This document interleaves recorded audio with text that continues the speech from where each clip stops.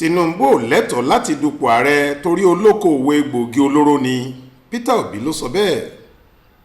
Olùdíje fúnpò ààrẹ lábẹ́ àsíá ẹgbẹ́ òṣèlú Labour Party alàgbà Peter Obi ti sọ fún ìgbìmọ̀ onídàájọ́ tó ń gbọ́ awuyewuye tó súyọ níbi ètò ìdìbò sípò ààrẹ ilẹ̀ yìí Presidential Election Petition Court pé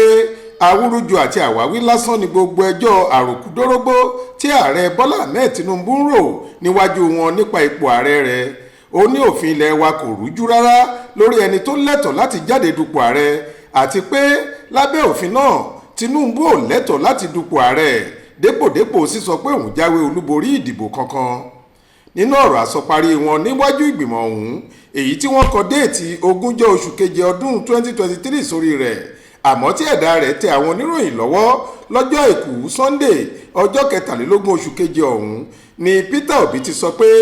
àti Tinubu o àti igbákejì rẹ̀ Kashim Shettima o kò séyìí tó tún láti díje fún ipò ààrẹ àti igbákejì nínú wọn.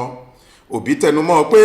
owó ìtanràn tí Tinubu san fúnjọba ilẹ̀ Amẹ́ríkà nígbà tí wọ́n fẹ̀sùn kàn pé ó ń lọ́wọ́ nínú okòwò egbòogi olóró nílẹ̀ wọn ti fi hàn pé Tinubu kò tó tún fún ipò ààrẹ. Lóòótọ́ ni Tinubu gbà pé òun sanwó ọ̀hún tí iye rẹ̀ jẹ́ $3,400 $460,000 àmọ́ ó ní kò sí ilé ẹjọ́ kan tóun ti káwọ́ pọ̀n ìrójọ́ fún ẹ̀sùn ìrúfin bẹ́ẹ̀ ni kóòtù kankan kò dá òun lẹ́bi tàbí tọ́ka sóhun gẹ́gẹ́ bí ọ̀daràn rí.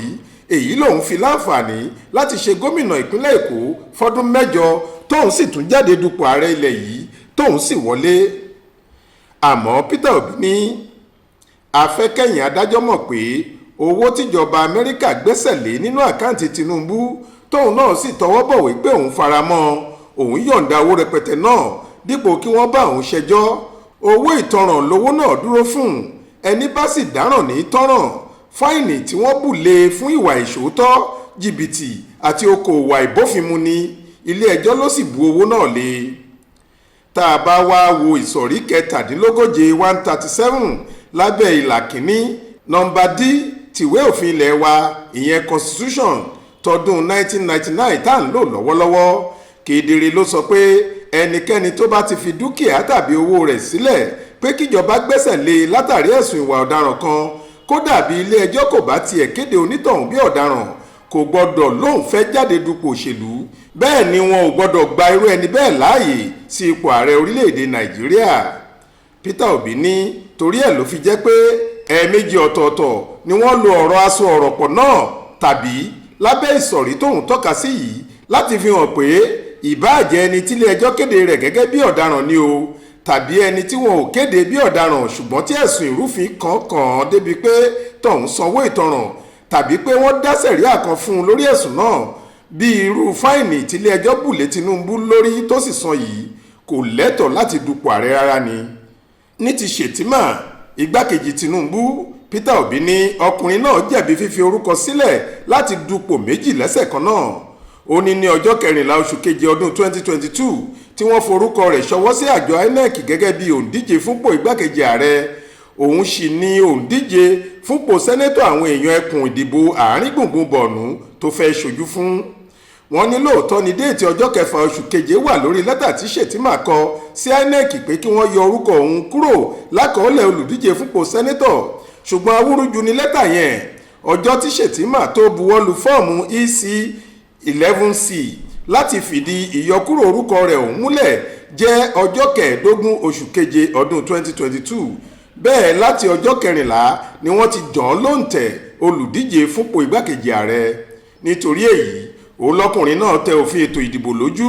kò sì yẹ lẹ́ni tó gbọ́dọ̀ jáde dupò kí wọ́n yọ ọ́ dànù. Peter Obi tún ṣàlàyé pé Tinubu kò ní iye ìbò tó fi sọ pé ó gbọ́dọ̀ ní olú ìlú ilẹ̀ wa Àbújá torí ó gbọ́dọ̀ ní 1/4 nínú 4 àpapọ̀ ìbò ibẹ̀ tàbí 25 nínú 100 ìyẹn 25% ìbò Àbújá kí wọ́n tó lè kéde rẹ̀ bí ẹni tó yege. Gbogbo ìbò tí Tinubu sì ní kò ju 20 péré lọ. Gómìnà ìpínlẹ̀ Anambra tẹ́lẹ̀ rí ọ̀hún sọ pé lórí ọ̀rọ̀ ìbò ìlú Àbújá yìí òfin tó wà ní ìsọ̀rí 134 ìlà kejì àti ìsọ̀rí 99 kò rújú rárá. Kedere ló fi hàn pé ẹnikẹ́ni tí wọn yóò bá kéde rẹ̀ gẹ́gẹ́ bí ààrẹ gbọ́dọ̀ kó ìdá 25 nínú 100 ìbò tí wọ́n bá dì ní ìlú Àbújá,